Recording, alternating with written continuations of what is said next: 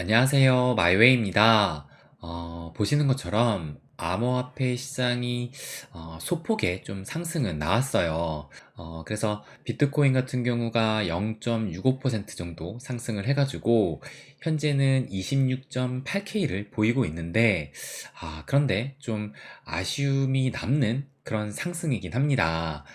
왜냐면 요걸 한번 좀 보여드리면, 보시는 것처럼 어제 이렇게 상승을 했는데 이렇게 좀 이 윗꼬리가 좀 길게 달렸다라는 것을 알 수가 있어요.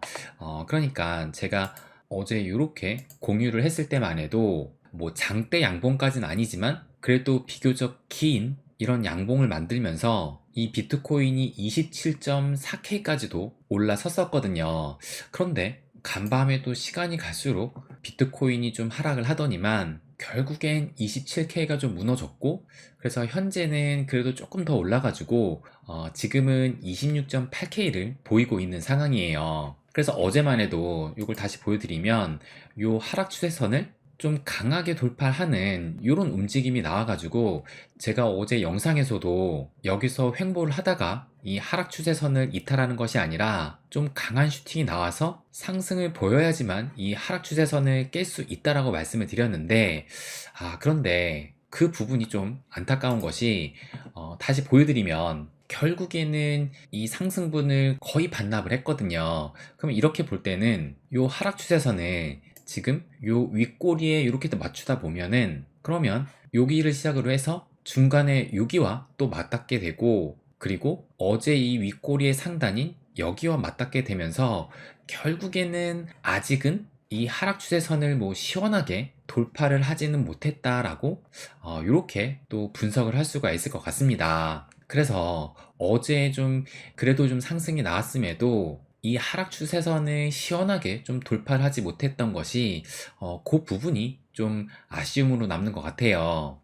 그럼에도 지금 최근 일주일간의 그 흐름은 괜찮기 때문에 뒤에도 말씀을 드리겠지만 또 하루 정도가 지나면 빅 이벤트가 있잖아요. 그것을 기점으로 해서 좀 긍정적인 결과도 기대해 볼 수 있지 않을까, 그런 생각을 또 하게 만들기도 합니다. 그러면 어제 이 미 증시도 잠깐 살펴보게 되면, 보시는 것처럼 어제 이 미 증시는 그래도 초록색이 조금 더 많으면서 이 혼조세로 마감을 했다는 것을 알 수가 있어요. 그래서 이 지수를 보시게 되면 어제 이 뉴욕 3대 지수는 전부 빨간색으로 상승 마감을 하긴 했지만, 그 상승폭이 보시는 것처럼 0.02, 0.07, 0.01%로 정말 눈꽃만큼 상승을 했다라는 것을 알 수가 있습니다. 그러니까 이것도 어제 장 초반만 해도 보시는 것처럼 이렇게 하락으로 출발했는데, 그나마 좀 시간이 이 장 막판으로 흐르면서 이렇게 좀 만회를 했던 거예요. 그래서 제가 항상 함께 체크하는 이 공포지수, 이 빅스지수도 어제 장 초반만 해도 4%가 넘는 상승을 보이다가 그래도 1.5% 정도 상승을 하면서 결국에는 14포인트로 마감을 했습니다. 그래서 제가 되도록이면은 이렇게 전반적인 시장을 체크를 할 때 이 빅스 지수도 빼놓지 않고 있는데요.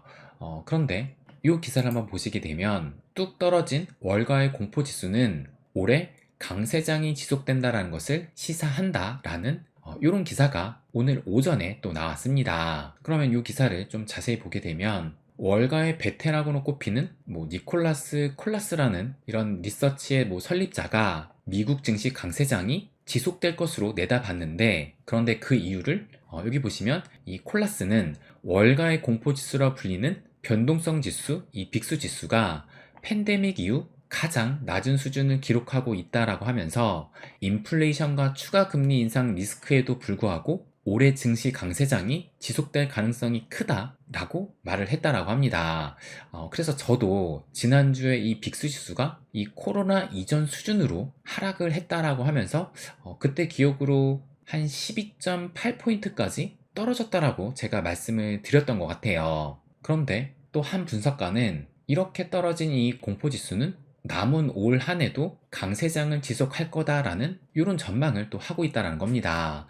그러면 저도 이렇게 좀 공포지수를 자주 좀 체크하고 있는데 이 공포지수에 대해서 말씀을 한번 드리고 왜 지금의 이 공포지수가 남은 올 한 해도 강세장을 지속할 수 있는지 그거에 대해서도 한번 체크를 해볼게요. 그러면 이걸 한번 좀 보여드리면 이 공포지수 이 빅스란 무엇인가라는 이 질문에 이렇게 좀 설명이 되어 있는데 이것은 시카고 옵션 거래소 변동성 지수의 약자로 미국 증시의 기대 변동성을 나타내는 지표라고 합니다. 그러니까 여기에도 나타나 있지만 이 기대치가 반영이 되어 있다는 거예요. 그래서 이것을 어떻게 산정하느냐 여기를 보시면 빅스는 S&P 500 지수의 옵션 가격에 기초해서 향후 30일간 지수의 풋 옵션과 콜 옵션 가중 가격을 결합하여 산정을 한다라고 합니다. 그러니까 이 지수의 의미는 향후 30일간 S&P 500 지수가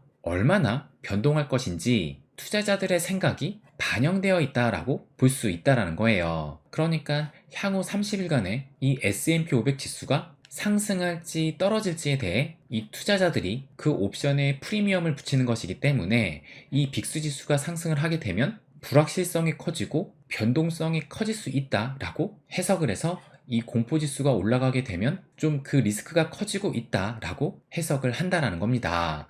그래서 통상적으로 이 빅스 지수가 20을 기준으로 해가지고 이 20보다 올라가게 되면 좀 그 리스크가 커진다라고 해석을 하고 있어요. 그런데 현재는 보시는 것처럼 14까지 떨어진 상황이고 지난주에는 12포인트대까지도 떨어졌던 겁니다. 그러면 이걸 다시 보시게 되면 이 S&P 500과 빅스 지수의 상관관계를 한번 살펴보게 되면 뭐 항상 이 상관관계가 동일한 결과값을 보인 건 아니지만 보시는 것처럼 이때 2000년 중반대에 이렇게 이 빅스 지수가 비교적 낮은 이런 상황에서 이 S&P 500은 이렇게 상승을 했다라는 것을 알 수가 있고 그리고 2008년, 2009년 이때 이 금융위기가 터졌었는데 이때는 보시는 것처럼 이 빅스 지수가 이렇게 크게 올랐다라는 것을 알 수가 있고 그에 반면 이 S&P 500은 이때는 이런 급락을 했다라는 것을 또 알 수가 있습니다. 그러다가 시간이 갈수록 이 공포지수, 빅스 지수는 계속 또 상당 기간 동안 이 20 아래인 이 영역에 머물렀는데 또 이때 이 S&P 500은 이런 상승을 또 보이기도 했어요. 그래서 이 자료는 지금 이 코로나 이전인 2019년 이때까지 나타나 있는데 뭐 2020년 3월에 이 코로나가 터지고 나서는 이 빅스는 또 이렇게 상승을 했었고 또 S&P 500은 뭐 거의 한 35% 정도 하락을 했다는 것을 여러분도 또 기억을 하실 거예요. 그러니까 그만큼 이 S&P 500과 빅스의 상관관계는 꽤 높다라는 것을 또 알 수가 있습니다. 그렇기 때문에 저도 이 빅스 지수를 자주 체크를 하는 건데 그런데 또 몇몇 분들은 또 이런 생각을 하실 수가 있을 거예요. 최근에 이 S&P 500과 비트코인의 상관관계가 상당히 낮아졌는데 이것을 보는 게 무슨 의미가 있냐라고 생각을 하실 수도 있을 겁니다. 그리고 실제로 이 기사를 보여드리면 이것도 지금 오늘 나온 기사인데 이 비트코인과 S&P 500과의 상관관계가 낮아졌다라고 하면서 이 비트코인과 미국 S&P 500 지수는 더 이상 상관관계를 보이지 않고 있다라고 하면서 이 상관관계 지수가 1에 가까울수록 동조화되고 있는 건데 지난해 1분기 때 0.7로 사상 최고치를 기록한 뒤 올 2분기에는 0.1 수준으로 떨어졌고 현재 수치도 0.2를 하회하고 있다라고 얘기를 하고 있어요. 그래서 지금 이제 우리가 암호화폐에 투자하고 있는데 이 상황에서 이 S&P 500을 체크하는 것이 무슨 의미가 있냐라고 생각을 하실 수가 있을 텐데 그런데 저는 이렇게 생각을 해요. 지금 이렇게 상관관계가 낮으니 앞으로도 그럴 것이다 라는 그런 의미는 아니라고 생각을 합니다. 그러니까 지금은 비록 이 상관관계가 낮아졌지만 다시 높아지면서 이 자산 시장이 함께 상승을 하는 그때는 다시 온다라고 저는 생각을 합니다. 그러면 이 그래프를 한번 보시게 되면 이 상관관계가 높았던 요때를 다시 한번 볼게요. 그러니까 요 시기가 보시는 것처럼 2020년 한 중반부터 2022년 거의 초니까 요 시기에 비교적 이 상관관계가 높았는데, 그러면 요때 이 S&P 500의 흐름이 어땠냐면, 보시는 것처럼 요때가 2010년 3월 이후로 폭락을 했다가 이렇게 상승을 하면서 2021년 11월쯤에 절정을 찍고 2022년 이후로 이렇게 또 하락을 했었어요. 그러니까 요 상승기 때 이 상관관계가 높았다라는 것을 알 수가 있고, 그리고 이 비트코인 가격을 봐도 보시는 것처럼 이때가 코로나 이후 이렇게 상승을 하면서, 뭐 비트코인 같은 경우는 이런 굴곡이 있긴 했지만 그래도 결국에는 이 2022년 직전까지 다시 한번 이 탑을 찍으면서 비교적 이 S&P 500의 흐름과 비슷했다라는 것을 또 알 수가 있습니다. 그렇기 때문에 요런 이 상관관계가 높았던 요런 데이터를 보여주는 건데, 그러니까 저는 지금이야 어느 정도 약세장 흐름 속에 있기 때문에 이 상관관계가 낮은 것 뿐이지, 다시 전반적인 시장이 강세장으로 간다라면 그때는 이때처럼 이 상관관계가 높아질 수밖에 없다라고 생각을 해요. 그러니까 제가 항상 보는 전반적인 자산 시장은 시간차를 두고 우상향한다라는 그 관점과 일치하게 바라본다라는 겁니다. 그리고 이 비트코인은 이 S&P 500보다 뭐 정확한 시간차는 맞진 않아도 결국에는 그 유동성을 먹으면서 함께 상승을 하고, 그 상승폭은 S&P 500보다 훨씬 높을 것이라고 생각을 해요. 그리고 어제 제가 이 가우시안 채널을 보여드렸지만, 이 비트코인 역시 이 가우시안 채널로 볼 때 상승 채널로 지금 전환이 됐고, 이 S&P 500도 보시는 것처럼 마찬가지로 함께 이 상승 채널로 전환이 됐습니다. 그러니까 우리는 전체적인 이 큰 그림을 봐야 되는데, 이 큰 그림 안에서는 결국에는 함께 갈 수밖에 없다라고 저는 생각을 해요. 그렇다면 어제 장의 이 특징을 또 한번 살펴보게 되면, 어제 뭐 그렇게 큰 폭은 아니지만 이 비트코인이 반등을 한 것은 미결제 약정 급증과 고래 투자자의 매집이 주요했다라는 분석이 나왔는데, 좀 더 자세히 보게 되면 이 상승 추세가 시작될 때 거래소 입금을 분석한 결과 1000개에서 10,000개의 이 비트코인을 보유한 고래 주소가 전체 볼륨의 66%를 차지했다라고 합니다. 그래서 고래 투자자의 매집이 주요했다라고 보는 것이고, 그리고 또 하나의 특징은 지난 몇 주 동안 이 파생상품 시장이 주도한 다른 상승세와 달리 이번에는 현물 시장에서 더 상승을 뒷받침해주고 있어서 구조적으로는 더 낙관적이었다라고 얘기를 해요. 그러니까 지난 장세만 해도 이 선물 규모가 시장을 움직였는데, 이번 같은 경우는 실질적으로 이 매수세가 크면서 상승을 이끌었다라는 겁니다. 그런데 그럼에도 또 주의할 것은, 여기 보시게 되면 그러나 이번 주 이 FOMC 회의에 따른 변동성을 유의해야 한다라고 이야기를 했어요. 그래서 제가 영상 초반에도 한번 말씀을 드렸는데, 이제 내일, 그러니까 내일하고 시간적으로 한국 시간으로는 보시는 것처럼 9월 21일 새벽 3시이기 때문에 이제 내일하고도 조금 더 몇 시간이 남았는데, 그래서 아무튼 이제 하루 반나절 정도 뒤면 이 연준의 금리 결정이 또 나오게 됩니다.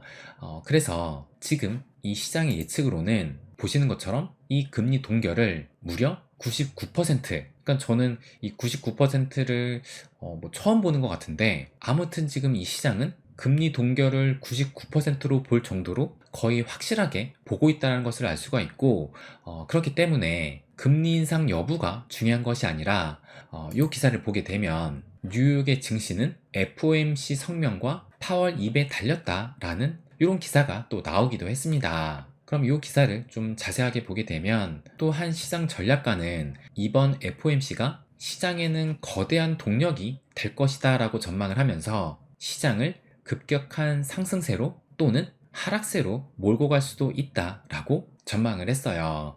그러면서 금리가 중요한 것이 아니라 이 FOMC 성명과 또 이날 발표되는 점도표, 그리고 경기 전망, 마지막으로 파월 의장이 기자회견 때 뭐라고 하는지, 이것이 이 시장의 흐름을 가를 것이다 라고 이렇게 또 얘기를 했다라고 합니다. 그래서 지금 이제 당장 또 코앞에 이 빅 이벤트가 다가왔기 때문에 이 파월이 뭐라고 얘기하는지에 따라서 정말 이 비트코인이 여기에서 확실하게 이 하락 추세선을 돌파를 하느냐, 아니면 다시 이 밑으로 꼬꾸라지면서 이 하락을 좀 더 이어가느냐, 이것이 또 결정될 것으로 보여요.